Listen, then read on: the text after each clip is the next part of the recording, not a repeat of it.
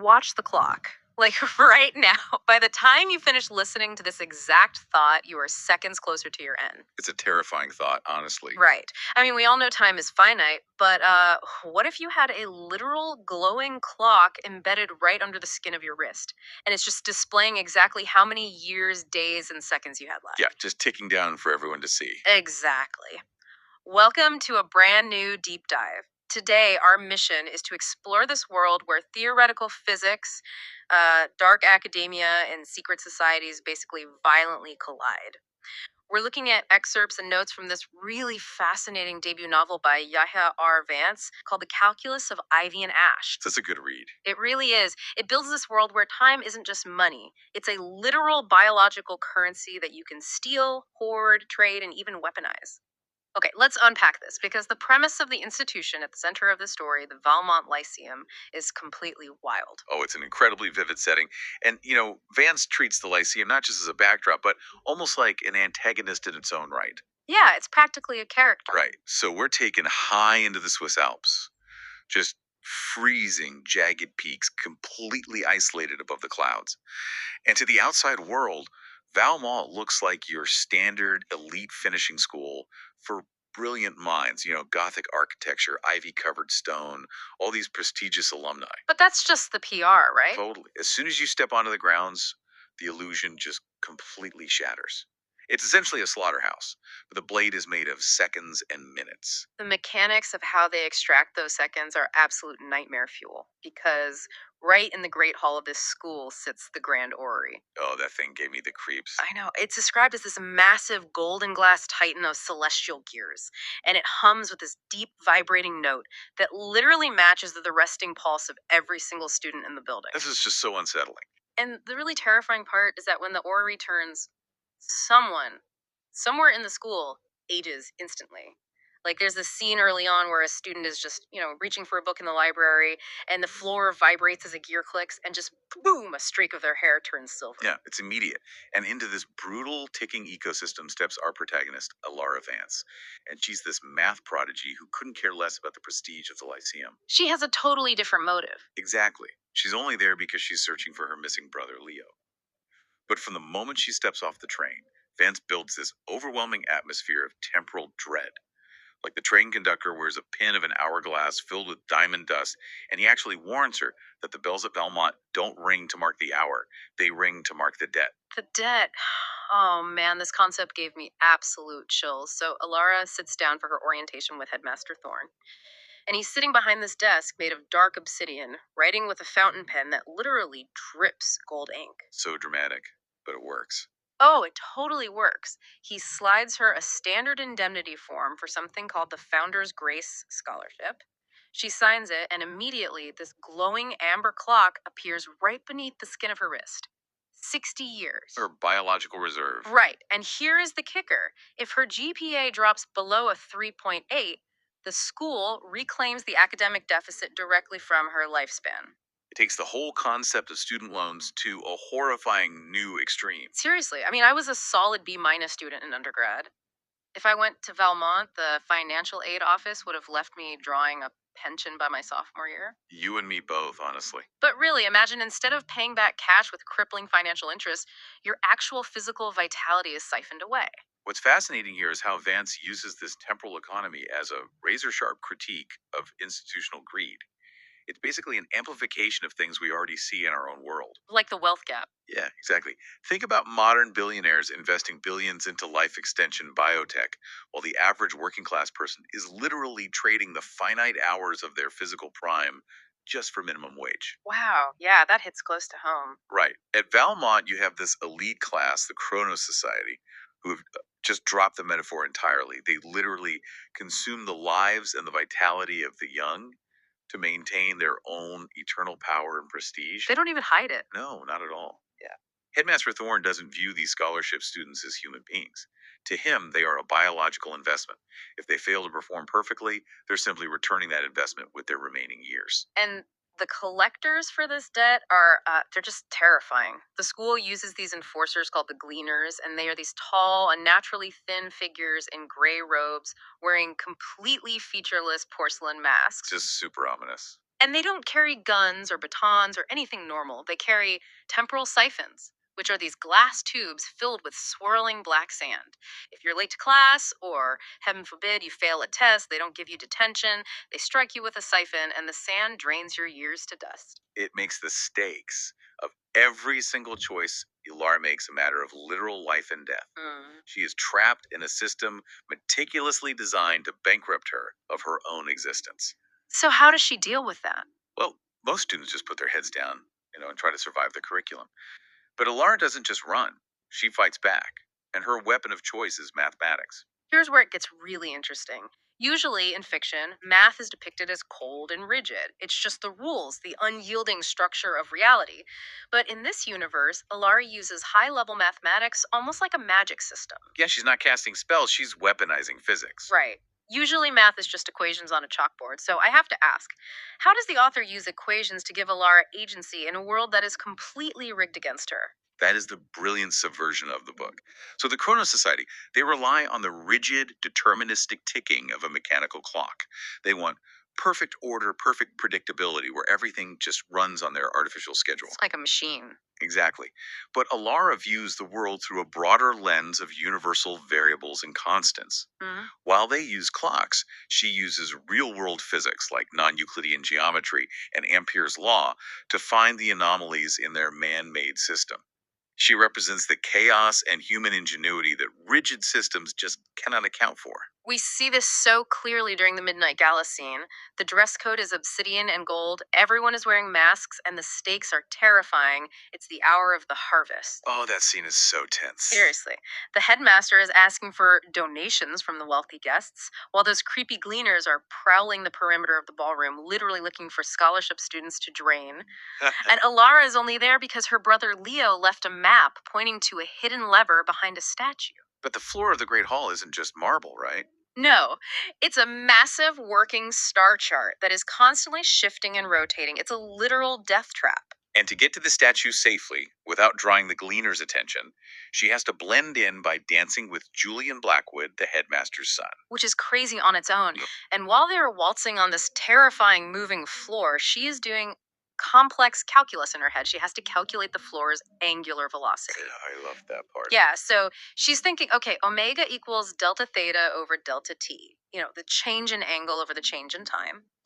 She isn't just matching the rhythm of the music, she is using that equation to calculate the exact fraction of a second window when the North Star on the floor aligns with the real shadow cast by the statue. This is so smart. Why is angular velocity her lifeline here?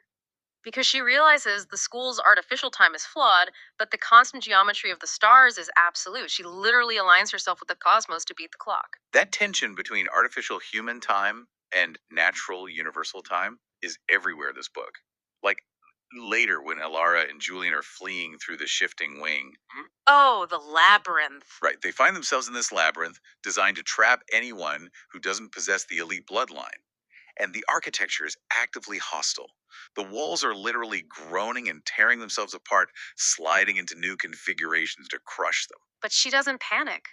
Alara stops running blindly and just starts observing. Mm. She realizes the walls aren't moving randomly at all, they are shifting in a golden ratio. I mean, who notices that while running for their life? A math prodigy. So she navigates them safely by stepping only on floorboards that follow the Fibonacci sequence. She moves 3 paces, waits, moves 5 paces, waits, then 8. She isn't fighting the room, she's reading the underlying code of the universe to walk right through a death trap. She doesn't just survive using math either. She actively rewrites her reality with it. Like when they are finally cornered by the gleaners in that narrow crawl space. Oh, right, a gleaner swings a temporal siphon right at her. And that black sand is meant to drain her life on contact. Now, this is the part I was actually struggling to visualize a bit. So Alara visualizes the equation for a reflective boundary condition and projects her remaining time into a shimmering wall of amber light. The black sand hits the barrier and bounces back, actually draining the gleaner and cracking his porcelain mask. Incredible moment. But wait, hold on. A reflective boundary condition, I know that term from acoustics, like, sound bouncing off a wall. How does that translate to dodging a magical time baton? It's a phenomenal application of physics. So, in thermodynamics or acoustics, a reflective boundary condition means that when a wave hits a barrier, no energy is absorbed. It is all reflected back into the system. Okay, I'm following. So the Gleaner siphon is trying to absorb her kinetic temporal energy. By perfectly visualizing the math of a reflective boundary, she hardens her own biological time into an unyielding surface. The siphon's draining wave hits her perfectly calculated boundary, cannot be absorbed, and the wave reflects back, draining the attacker instead. Oh, wow. So she is literally making a mirror out of math. That's brilliant. But the math isn't just hidden in the architecture of the school or the physics of a fight, is it? No, it goes much deeper. Right, and this brings us to the tragic twist of the novel. The ultimate equation, the real key to the whole mystery, is actually hidden inside a person. Specifically, Julian Blackwood, the headmaster's son, the boy who waltzes with her at the gala. Julian is definitely the tragic, emotional core of this story. Among the elite, he's known in whispers as Times Zero. Such a bleak nickname. It really is. And when Alara finally gets a close look at his wrist, his numbers aren't glowing a healthy amber like everyone else's. They are a ghostly, flickering white. He has almost no time left. 6 hours, he's living on absolute scraps. And he tells her he's not a prince of the Kronos Society, he's a parasite. Every single night, he has to hook himself up to the school's mainspring just to borrow enough time to literally sleep. He is essentially a hollowed out vessel. Because Headmaster Thorn didn't build Julian to be a son, he built him to be a perfectly balanced container, a detonator. Wait, what does Thorn actually want? Well, Thorn's grand plan isn't just to live forever. He wants to prime the Grand Orrery and use Julian's perfectly empty state to absorb the massive temporal feedback required to rewind the entire world Rewind it to win. to an eternal golden 1899. He wants to freeze the world at the height of his secret society's power.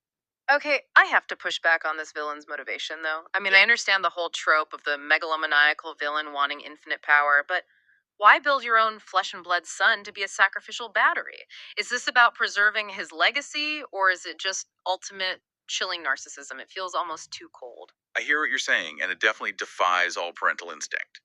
But if we connect this to the bigger picture of historical autocrats, it makes terrifying sense. How so? To Thorne, legacy isn't about passing the torch to the next generation. It's about holding the torch forever. He views offspring as extensions of his own ego, or worse, as Julian writes in his journal, just very expensive gears. Ouch. That is dark. Yeah. Thorne loves the machine of his own supremacy way more than the human parts required to run it. He is willing to reduce the rest of humanity to static, just frozen in a single agonizing loop, just so his elite circle can live in a gilded cage. To rewind a century of history, he needs Julian empty so he can fill him with the prime second, which is the explosive first moment of a reset universe. And we find out where all that stolen time goes to prime this horrific machine. Alara and Julian discover a hidden subterranean level called the Vault of Ash. The imagery in this scene is just beautiful but heartbreaking. It really is. It's this massive cathedral like room filled with thousands of hanging, glowing glass spheres. But they don't just hold abstract years or minutes, they hold specific human memories. Yeah, that's the real gut punch. Exactly. Alara looks into one and sees a young girl blowing out birthday candles. Another holds the memory of a boy's first kiss. The Kronos Society isn't just taking the length of a life, they are extracting the moments that actually make life worth living. It's a devastating realization. The society is stealing the subjective experience of time, not just the objective tick of the clock. A minute of sheer joy contains more temporal weight than a year of misery.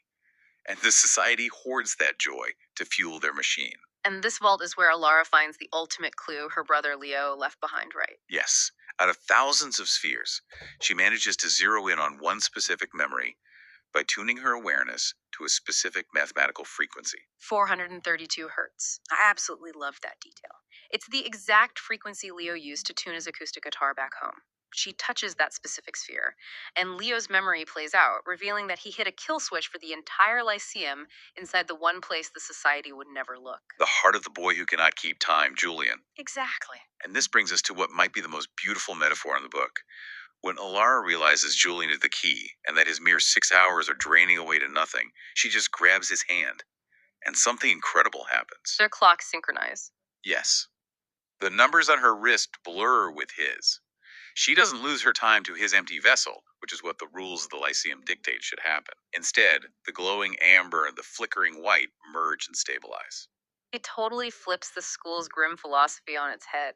The Lyceum teaches that time is a zero sum game. You know, you only survive by draining someone else, by stepping on someone else to keep your GPA up and your clock ticking. But Alara proves that genuine human connection is a multiplier. They don't drain each other, they share the burden of time. Right. But knowing this doesn't automatically stop the machine, does it? No, unfortunately. Headmaster Thorne has already initiated the sequence for the Grand Orrery. The entire school is vibrating, the vault of ash is being drained, sucking those precious memories dry to prime the engine. We move into the climax here, and the fundamental question becomes, how do you defeat a machine that feeds on existence itself? Well, Ilara essentially has to perform temporal surgery on Julian to activate her brother's kill switch. She uses silver calipers, right? Yes, silver calipers and her own mathematical resonance to map his failing heartbeat. And what she finds is a mathematical virus that Leo hid inside Julian's pulse. It's the Riemann zeta function. Okay, dormant, waiting for a catalyst to overwrite the school's master clock. Mm, Now, I've heard of the Riemann zeta function in passing. It's a famously unsolved math problem, isn't it? it is, yeah. But how does a math problem act as a virus against a time machine? It's actually the perfect weapon for this specific enemy. So the Riemann zeta function is deeply connected to the distribution of prime numbers. Okay, prime numbers 2, 3, 5, 7, 11 numbers that can only be divided by themselves and 1. Right. They don't fit perfectly into even predictable patterns. The Grand Orrery operates on perfect, divisible, mechanical clockwork. By injecting a function based on the unpredictable, indivisible nature of prime numbers into the master clock, Alar is essentially throwing a wrench of infinite chaos into a machine that requires perfect order to function. Oh, wow. It forces the gears to try and calculate a pattern that literally cannot be resolved. That is brilliant. And Julian, being the tragic hero he is, tells her to just take his remaining time to wake the prime number virus, even if it kills him. He's fully ready to be the sacrifice. But Alara refuses to play by the school's zero sum rules. Right. She uses that hand holding synchronization we talked about earlier. They align perfectly, amplifying their shared time to power the virus and fight their way into the clockmaker's lair at the top of the orrery. And the imagery in this final sequence is unbelievable. The world around them is literally glitching. Flocks of birds outside the window are just frozen in midair. And the Grand Orrery is this terrifying, deafening tower of spinning brass and glowing mercury. While Headmaster Thorne is standing at the controls, demanding Julian step into the central chamber and act as the battery, Thorne claims that if they don't complete the circuit, reality itself will dissolve into static. But Alara sees the math of what Thorne is actually doing. The machine is using Ampere's law to create a closed loop. Wait, let me make sure I have this right. Ampere's law relates a magnetic field to the electric current producing it, right? Exactly. The machine is creating a closed, self sustaining temporal magnetic loop. It's cannibalizing the reality outside the school to keep Thorne's little localized pocket of 1899 alive forever. Like an Ouroboros. A snake eating its own tail. Exactly. So to break this loop, Alara implements the paradox protocol.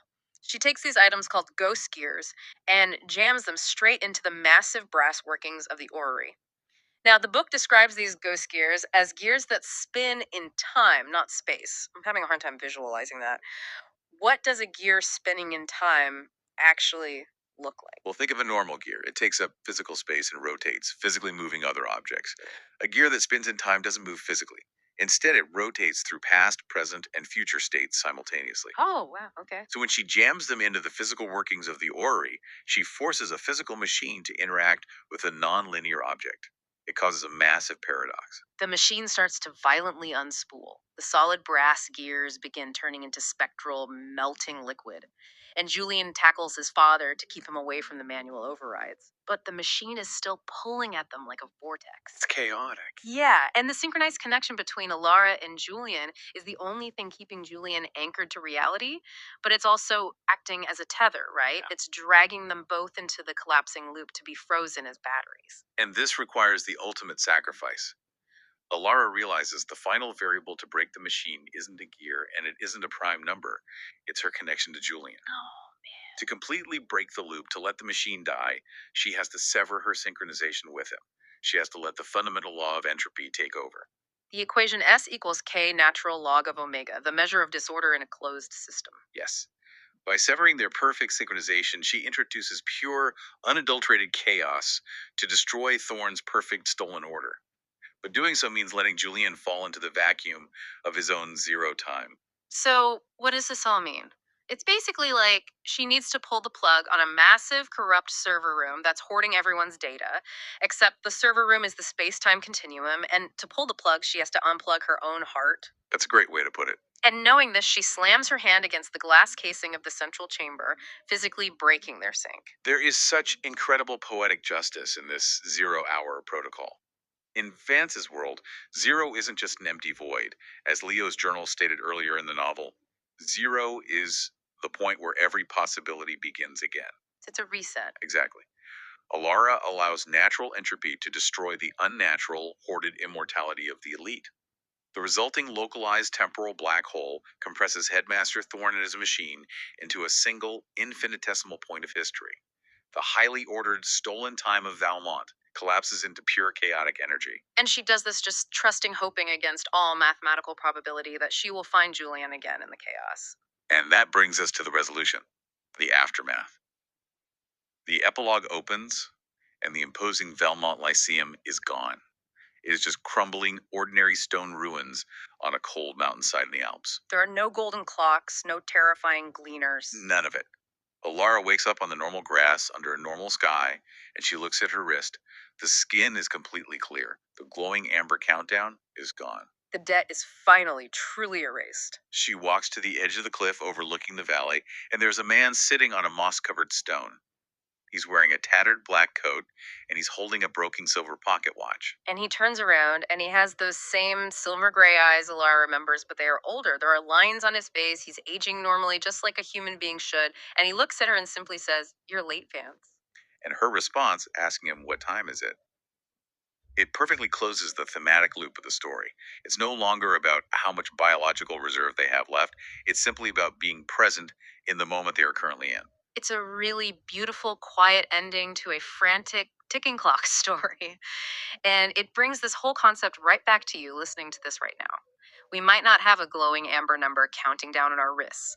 We don't have porcelain masked gleaners chasing us with black sand when we miss a deadline. Not literally, anyway. Right. But our time is just as finite. The seconds are ticking away right now as you listen to my voice. Are we letting our own prime seconds be siphoned away by the daily grind? Are we letting rigid corporate systems and societal expectations drain our biological reserve just to maintain the status quo? Or are we actively choosing how we spend our finite vitality? We all interact with our own version of the Valmont Lyceum, I think. Systems that demand our precious time in exchange for basic survival or artificial status. The novel really begs us to ask what we're willing to trade our hours for. I want you to think about the vault of ash. If someone could walk into a room and see your memories trapped in a glowing glass sphere, which memory would glow the brightest? Are you grinding away your youth for a system that sees you as a gear, or are you creating moments of 432 hertz resonance? What moment are you living right now that is so mathematically perfect